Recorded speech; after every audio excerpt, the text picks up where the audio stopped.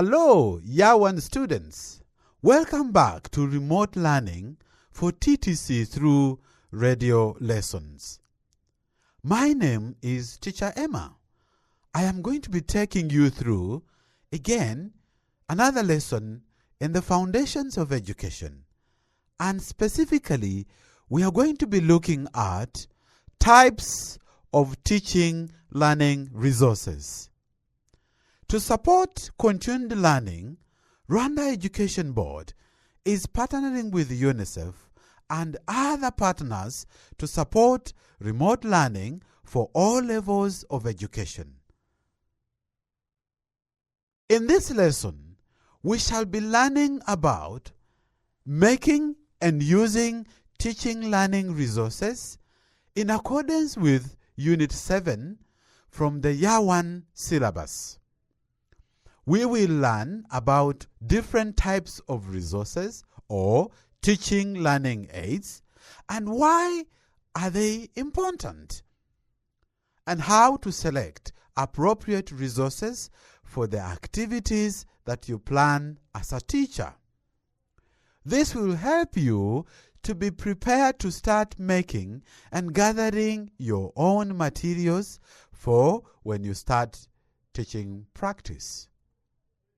My dear friends, as usual, ensure that your environment is free from any disruption. As usual, carry your notebook and a pen. Very nice. Are you ready, my friends? Great. To help you start thinking about this topic, I want you to do a visualization activity. Let us take a mental journey to a primary school classroom. I want you to close your eyes and imagine you are inside a classroom. Eyes closed, students. I want you to look around the room. What do you see? Are there materials on the walls? Are there shelves or cupboards where materials are kept? What do the children use when doing different classroom activities?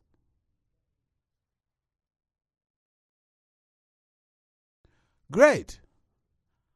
Now, my friends, I want you to open your eyes. Tell me, what did you see?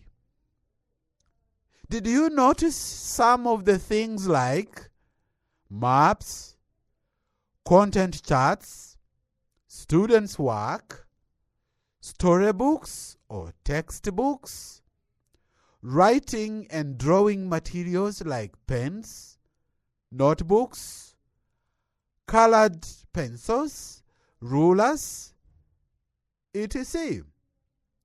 Corrections of such items like stones, sticks, leaves, beans, and bottle tops, and many more others. Great. When I closed my eyes, I saw quite a number of those. And my dear friends, all those materials, we call them teaching and learning materials or educational materials. And the reason why we call them teaching, because as a teacher, you use them to be able to teach effectively. But also we say learning, because learners use them to make their learning more concrete. Okay, my friends, before we go very far, again I want to thank my fellow tutors who always join us in these lessons and learn with us. And please, students, if you have questions regarding the sessions that I teach here, please always consult your tutors at college. Now that we know what teaching and learning materials are, including some examples, Let us see why making and using a variety of materials is important for teachers. What ideas can you think of? What value do these materials have for a teacher and students? I want you to take a few seconds to think and write down some ideas. Get your notebook and pen. Please write. We're looking at why making and using a variety of these materials is important for both teachers and students.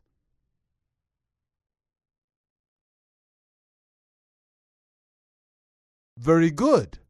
So, I am going to read a list of different ideas. I want you to try and take note of keywords that I say.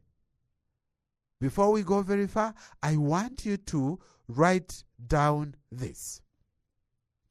Teaching and learning resources are important for ... Teaching and learning resources are important for... Are you ready, my friends? And I want you to compare what you have there. Remember, we're looking at the importance. Why is it relevant to have teaching and learning resources? Now, number one, we have motivation. Materials make learners more excited and interested in the lesson. So our number one keyword is motivation. Number two, materials provide concrete learning, or they help students to make concept clear, more understandable, and relevant. So, in other words, materials help to give us more clarification. So our number two word is clarification. Number three, retention. I want you to write those words and I want you to underline them. Number one was motivation. Number two, clarification. Number three, retention. What do we mean by retention, my friends? When learners use more of their senses in the learning process, it helps their brain to remember the information. In other words, the information sticks in their brain. It is retained. Beautiful. I have another keyword for you. Discovery. I want you to write it down also. Use of materials make it possible for learners to interact, observe, and come to their own understandings without needing the teacher to explain everything to them. Remember, the word is discovery. Good. Let us take a look at an example. I want you to listen to this scenario. When teaching subtraction of numbers with one digit, Teacher Gatera, a P1 teacher, uses sticks to act out the subtraction problem. For 7 minus 2, for example, Teacher Gatera first counts out 7 sticks. You can imagine, these could be bananas, maybe that I bought from the market. He says, after getting home, I ate 2 bananas. Then he removes 2 sticks as he says that. And now he says, how many do I have left? She counts the remaining sticks to realize they are 5. After modeling, Mr. Gatera or Teacher Gatera passes out corrections of materials to learners, which include bottle tops, stones, and bins, so that every child can use materials to do the next set of subtraction problems. Okay. Now, I want you to reflect on that example. How does Teacher Gatera use materials in that simple lesson?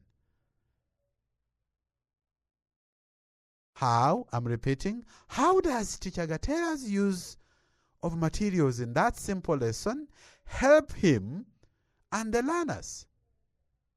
I'm giving you a few minutes to think. Okay. Now, I will share what I came up with, and you can see if we had the same ideas. Use of materials which learners can touch, move, are called manipulatives. Let me repeat this. Manipulatives. Can you write it down?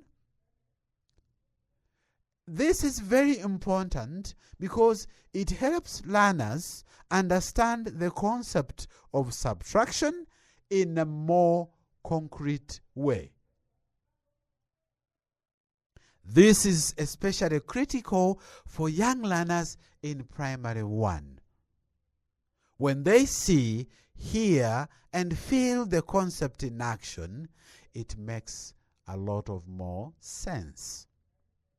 The fact that Teacher Gatera gives manipulatives to all learners to use when solving subtraction problems is also likely to be exciting for them, which will keep them motivated and on task.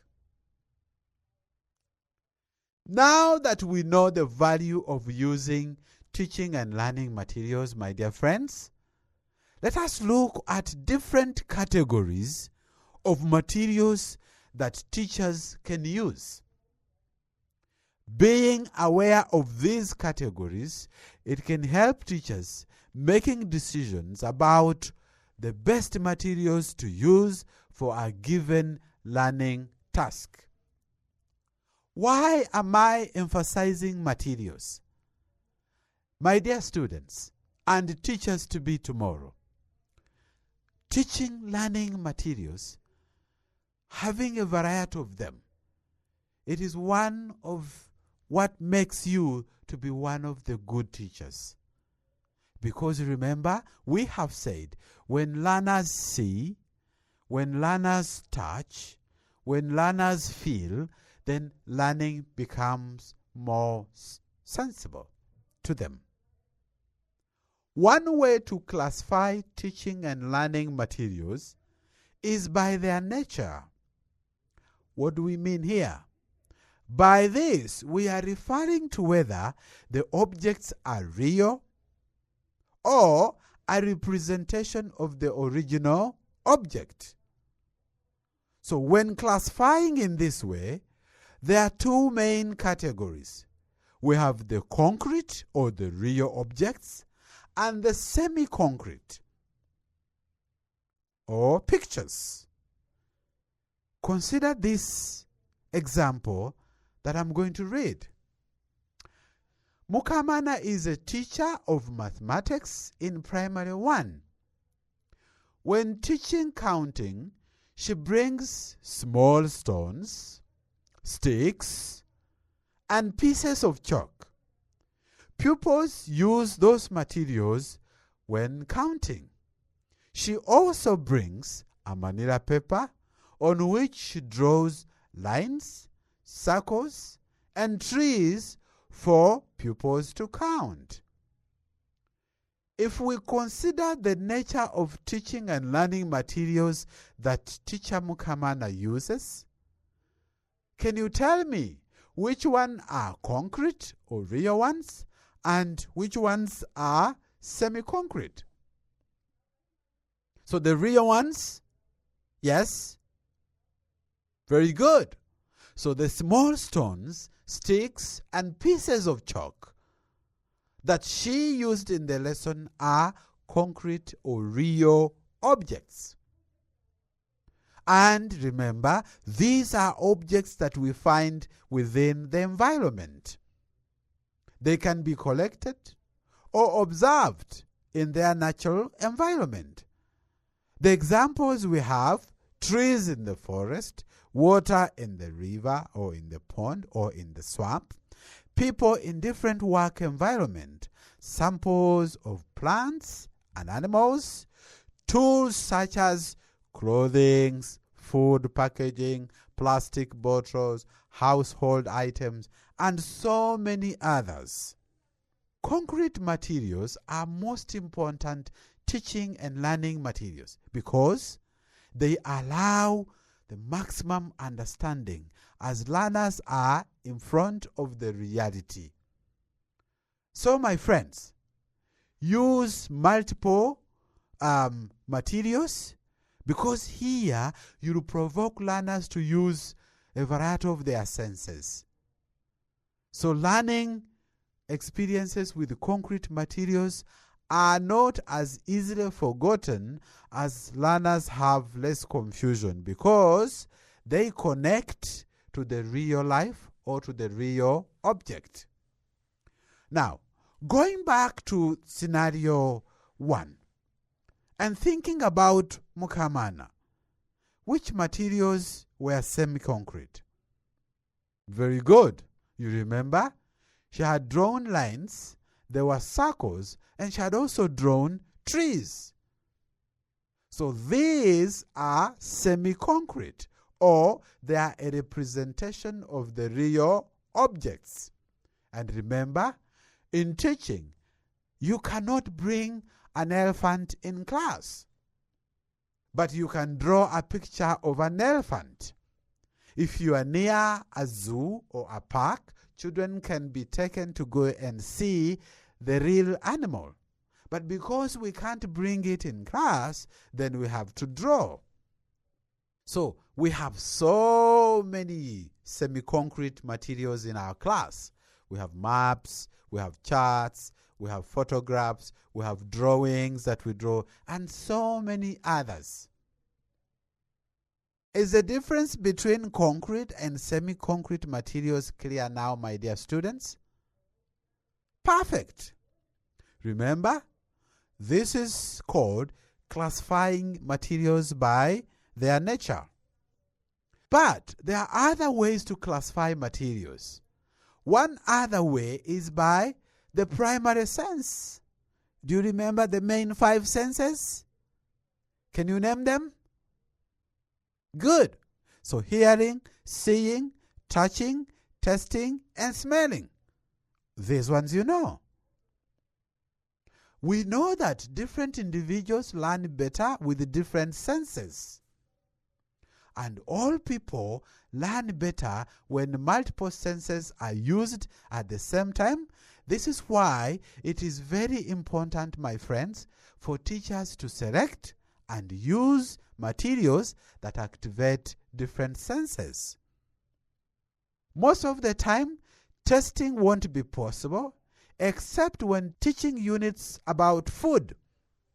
But audio materials that children can hear, visual materials that children can see, and tactile materials or manipulative that children can touch and feel. These ones, we should make them in plenty. Children can also use their sense of smell when going outside to see concrete objects in their real environment. We have flowers, we have soil, we have leaves, and so many others. Once again, consider the example that I will read. Think about categorizing the materials used by the senses they stimulate. Mr. Muhirwa is also a teacher in primary 1.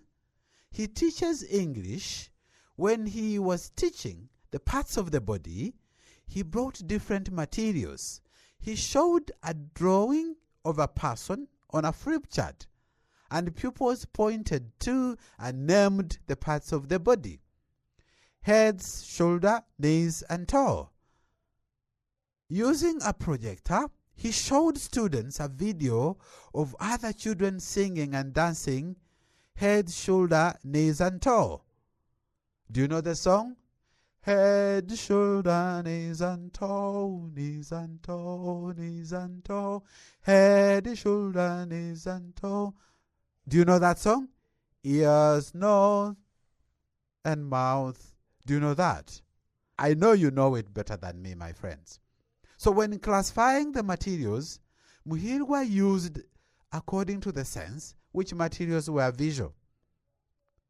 Very good. All those that were on a flip chart, those were drawings of a person. So those are visual materials. So they required students to use their sense of vision, or the eyes. Illustrations, photos, drawings, textbooks, and storybooks, among others, and so many more that we have. Going back to the scenario and thinking about Teacher Muhirwa, which materials were audio? Very good. You remember? The song played by the phone. So without showing the video, that was an audio material. Good.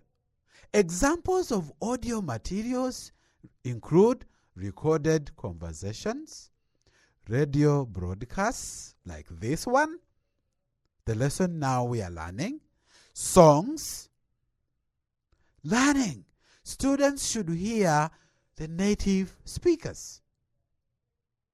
Are we together, friends? Let me repeat. Audio materials are particularly important for language learning.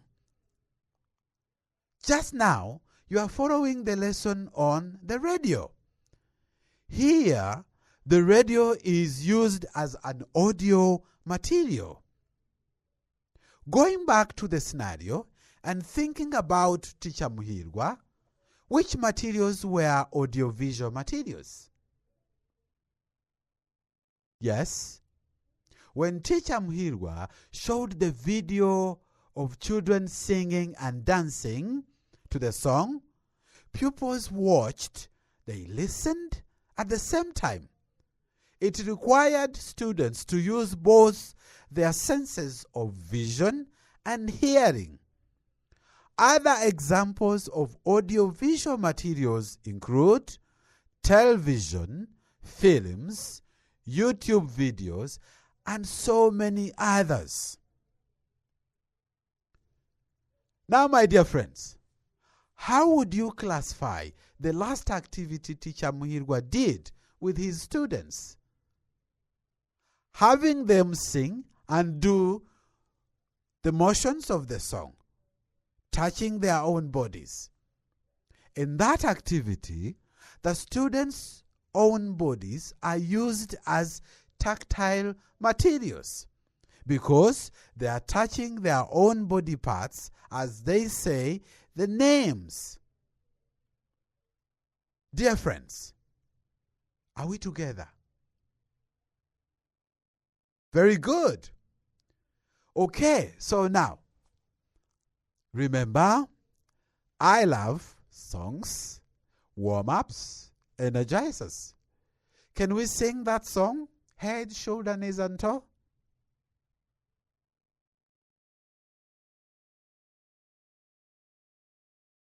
Very good. I know you know the song. Head, shoulder, knees, and toe, knees, and toe, knees, and toe. Head, shoulder, knees, and toe. Ears, eyes, nose, and mouth. Are we together? Head, shoulder, knees, and toe, knees, and toe, knees, and toe. Head, shoulder, knees, and toe. Ears, eyes, nose, and mouth. Perfect. Can you stand up? Let us sing that. I want you to be touching the body parts that we are mentioning. Are you ready? Very good. Head, shoulder, knees and toe, knees and toe, knees and toe. Head, shoulder, knees and toe, ears, eyes, nose and mouth. Perfect. Wonderful, wonderful. My dear students, we are almost coming to the end of our lesson. So as we conclude, let us review some of the key points that we learned about making and using teaching learning materials. We said teaching and learning materials are important for teachers and students. They make learning more concrete and understandable, interesting and engaging, more learner-centered, and easier to remember. Do you remember that, my friends? Teaching and learning materials can also be grouped in different ways, as according to the senses they activate. Let me repeat. Teaching and learning materials can be grouped in different ways, such as according to the senses they activate. The best teaching and learning materials are real objects that we collect from the environment. Now, my friends, as we come to the end of our lesson, I want to give you homework. Do you remember, as we talked about the importance of teaching learning aids? If you remember them, I want to remind you. Do you remember the 4 things that you wrote down? Do you remember them? Yes? You remember? We talked about motivation, clarification, we talked about retention, and discovery. So we should help learners come up with materials, or we need to come up with materials that are going to help children to be able to be motivated, that will make more clarification about what they are learning, and also help them to retain the information that they've learned, but also help them to be able to discover the environment and learn from it. So, my friends, here is the homework that I have for you. I want you to think about 3 examples of materials that you could use when teaching students about the parts of a plant. Student teachers and parents, thank you so much for your participation in this lesson. This lesson has been developed by Rwanda Education Board in collaboration with UNICEF, Help a Child, Right to Play, and Inspire, Educate, and Empower Rwanda. Please always tune in on Radio Rwanda and enjoy the lessons that we give. Until next time, goodbye.